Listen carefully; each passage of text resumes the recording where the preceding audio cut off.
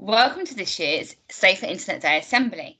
Now, you might remember how much fun last year's assembly was, especially when we looked at how to keep ourselves safe when creating usernames and we visited with different schools. But this year, we're needing to do things slightly differently, and for many of you, this means bringing our assembly to your homes. So, Dan, can you tell us a bit about what Safer Internet Day is, please? Yes, Gemma, I'd love to. So today is Safer Internet Day, a day celebrated across the globe in over 170 countries, with thousands of children joining in across the UK. It's a day when we celebrate all the great things about being online and remind ourselves how we can stay safe. Oh, thank you, Dan. Now, Bruce, have you got a little bit of an activity for us here? Yeah, before we get into the main part of the assembly, a big part of Safer Internet Day is thinking about all the good things, all the amazing things that we can do online. And I suspect that's never been more true. So a little game to get us going. I'm going to show you some examples now. And perhaps as you listen to this assembly, just put your hand up maybe, or give us some thumbs up. Whether you enjoy doing them or not. So let's go through the build then, Gemma. So what about the first one, playing games? Oh, yes, I love playing games, Bruce. Yeah, so that's a really, really good part of the internet, as long as you don't take it kind of too far. What about the next one, chatting to your friends, staying in touch? Never been more important. Yeah, that's great. I love chatting to my friends over the internet. And I think the next one's going to be really, really important at the moment. Video calling friends and family. We've all been locked down and schools have been shut for a long time. So video calling friends and family. Oh, definitely. And then let's look at the next one. Thumbs up or let us know how you feel. What about learning new things? Learning new things. Dan, what do you think about that one at the moment? Yeah, absolutely. It's great, isn't it? We can learn new things either on our own or as part of a class using our online learning tools. And what about the next one? Listening to music. Oh, I've started listening to a bit more music when I go on my daily exercise. Great stuff. Thanks, Gemma. And then the last one. What about Dan? Watching videos. Yeah, absolutely. Watching videos. It's a great way to learn things. It's also a great way to relax and get inspired by watching other people. There's such a great range of things. It may be exercise videos or learning how to do new skills. Very useful. Yeah, thanks, Dan. So, hopefully there's been lots of hands up and lots of consideration as you've watched this slide. There are so many wonderful things to do online, and I'm sure there's lots more that you enjoy that I haven't thought about here. So while you're thinking about the Safer Internet Assembly and working activities these week, don't be afraid to revisit all of that good stuff. Gemma, back to you. Oh, thank you, Bruce. So this year, the Safer Internet Day, we're looking at trust online. So we're going to have a think, what is trust? And I'm going to give you 30 seconds, whether you're in the classroom or at home, to tell the person next to you what you think trust is. And then perhaps you can come back together and discuss as a group.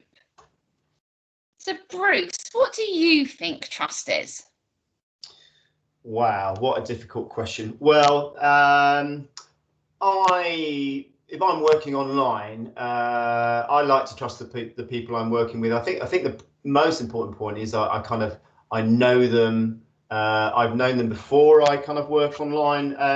And if I ask them a question, for example, I'm really gonna value the response they're doing. So I work with Dan a lot, and if I don't know the answer to a question, I very, very often ask Dan, because I trust his experience, I trust his knowledge, and he always gives me good advice. Oh yeah, Dan's really good at that. Dan, what about you? What do you see trust as? Well, thanks for that, Bruce and Gemma. Yeah, trust. I think it's For me, it's feeling safe and secure with the people that you're sharing information with. When you trust them, you know that they're not going to share that information inappropriately or use it in some way against you. It's that security of when you're kind of sharing things. I think that very much is at the heart of trust for me. Oh, thank you for sharing your ideas both. Now, trust is when we have a strong belief that someone or something is honest and tells the truth. For example, you might trust your teacher is telling the truth when then they say that you have an exciting activity coming up. But you might not trust your little brother like me when he says he didn't eat the chocolate and his face was covered in it. There's lots of different ways that we can think about trust. So, can we trust everything we see online? Bruce, have you got a bit of a game for us that we can play now? Yeah, I think I do. So, Dan and Gemma, let's play on with this together. Although there's lots of great information online that is useful, all those great things we talked about at the start, and trustworthy, I think it's really important to remember that there's also information online that is not so trustworthy and may even be there to perhaps try and confuse us or persuade us to do things that we wouldn't normally do. So we're going to play a little online game, and you can do this too in your classes. So, or perhaps play along with this assembly as you kind of watch it.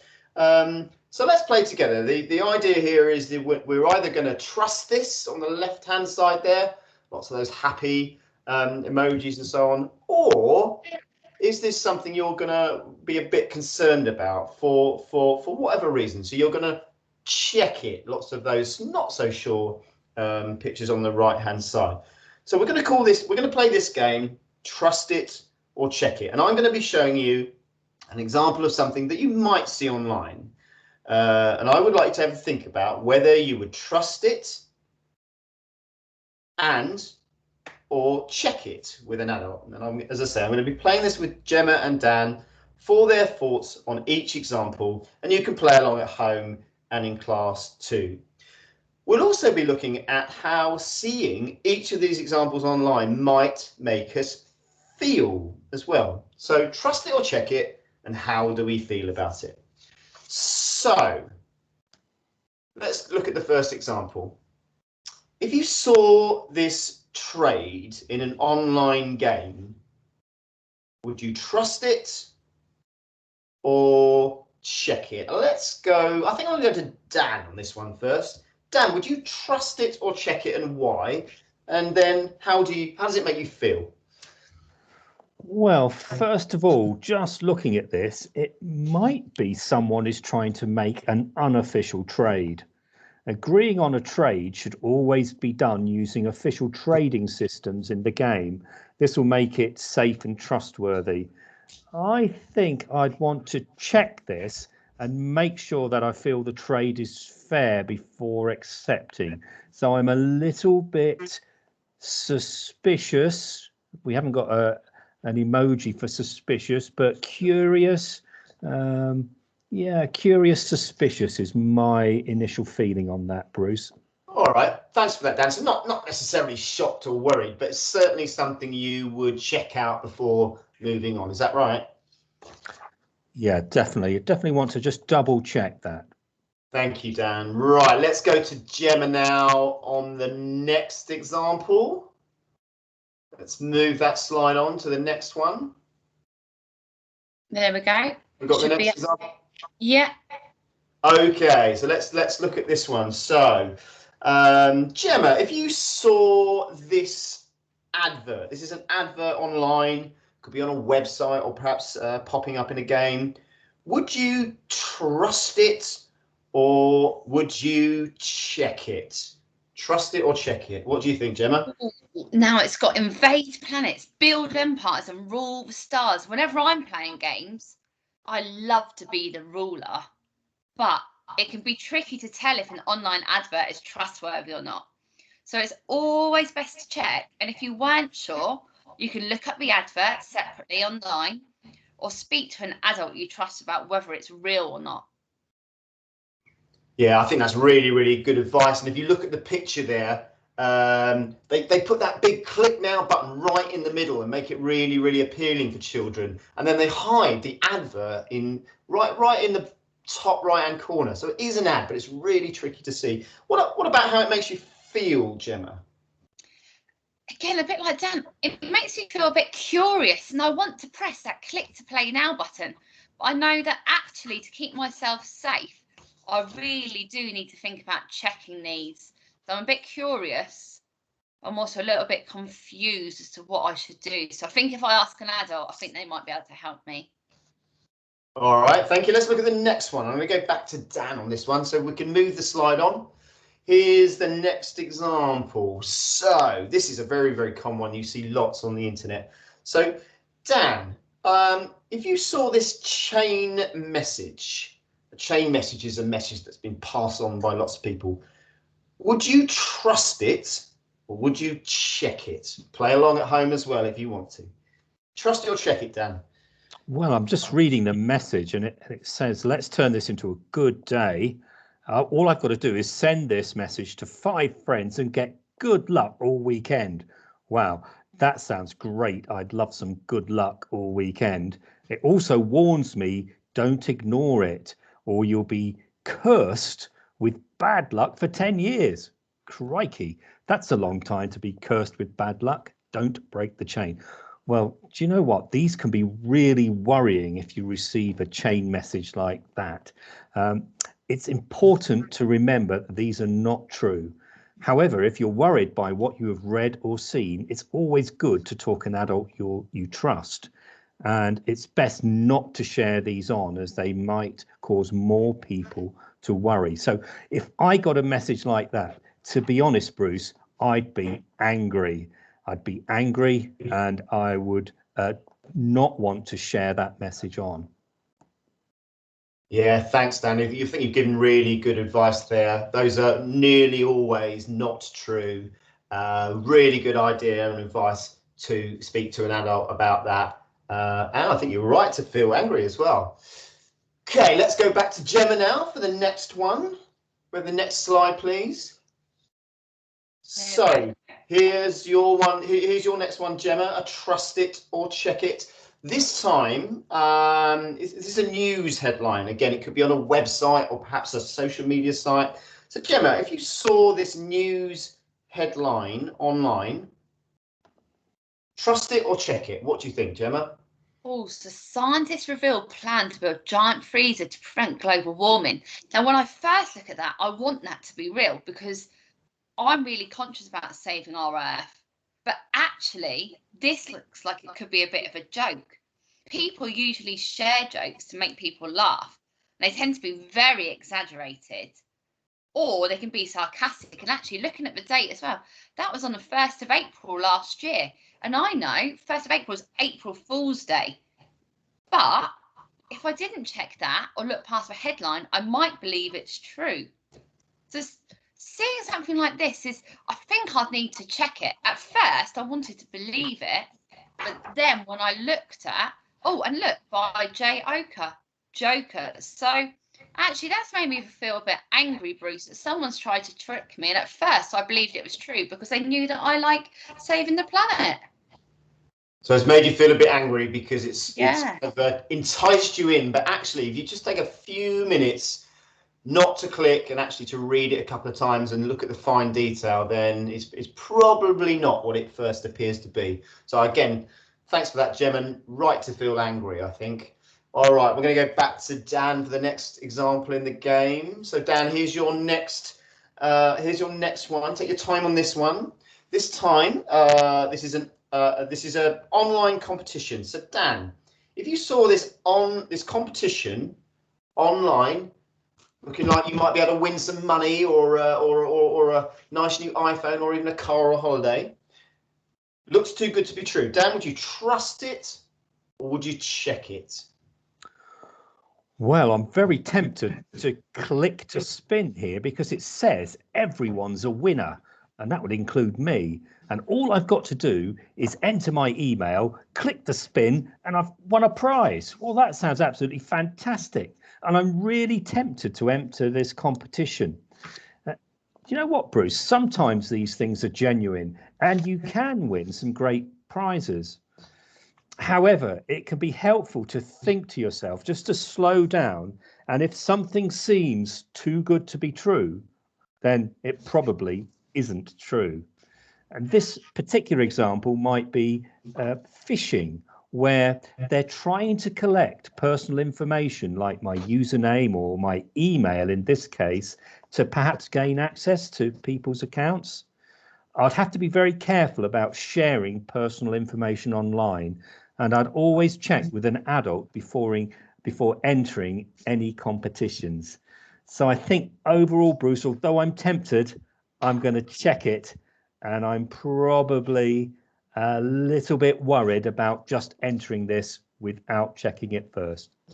Yeah, absolutely great advice. And I know in previous years we've talked about, you should be worried if you feel you need to give away that personal information, particularly things like your email address. Thanks, Dan. Okay, a couple more then. So I'm going to go back to Gemma now. Gemma, here's your next one. Slightly different example now. This is a video. So Gemma, if you saw this video online, looks like it's got a lot of views already. Would you trust it or would you check it? And how does it make you feel?